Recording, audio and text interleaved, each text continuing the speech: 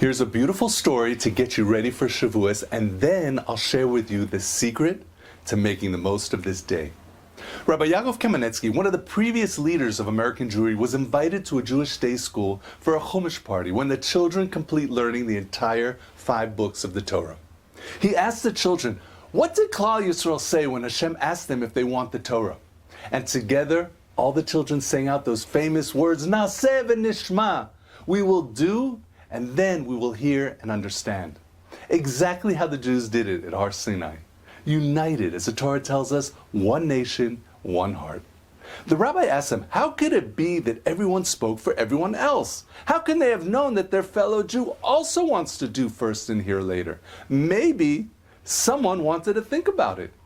The children gave some very good answers, but then the rabbi took out a very special candy that they all loved. The rabbi asked, do you all want this candy?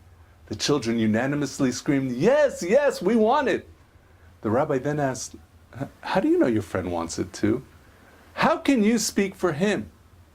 He gave the answer and said, when something is sweet, everybody wants it. The holiday of Shavuos, the day the Torah was given to the Jewish people at Har Sinai, it was a day of light, a day of revelation and spiritual awareness. How can we merit to receive the unbelievable gift of Torah and relive the spirituality as it was on that day? The Torah mentions 2 animals that should receive a reward for their actions. The dog. It says that when the Jewish people left Egypt, it was during the plague when the firstborn was killed. There was crying and screaming throughout Egypt, total chaos. But the Torah tells us that in all of this excitement, the wild dogs, when running through the Jewish camp, they didn't make a sound. There was no barking, and they didn't try to bite anyone either. Given the circumstances, it stayed very calm and quiet. For this, the Torah tells us that when there's non-kosher meat, treif, we can't derive any benefit from it, but we can give it to a dog. A dog can enjoy the non-kosher meat. In another place in the Torah tells us that the firstborn of kosher animals belong to Hashem. They should be offered as a sacrifice because they're holy. There's a special law when it comes to the donkey though, the chamor. Even though the donkey is not a kosher animal and its firstborn should not be offered as a sacrifice, Hashem decided to elevate its status and commanded that the firstborn donkey be redeemed with a kosher sheep, and that sheep should be brought as a sacrifice. Here's the question. We have 2 animals and 2 rewards. The dog is rewarded with some non-kosher meat, and the donkey is rewarded with an added status of holiness, of serving Hashem. Why the difference? You see, the donkey carried the burden of Klal Yisrael. The Jews had to leave in a big hurry, and they were filled to the brim with gold and silver that the Egyptians gave them. They weren't able to prepare carriages and wagons, so they used their donkeys to carry all their possessions out of Egypt and take them through the desert. Can you imagine what would have been if these donkeys weren't able to help them?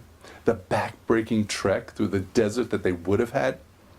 In return for carrying the weight, for lifting the burden of Klal Yisrael, they were rewarded with an elevation of their status, an extra measure of spirituality.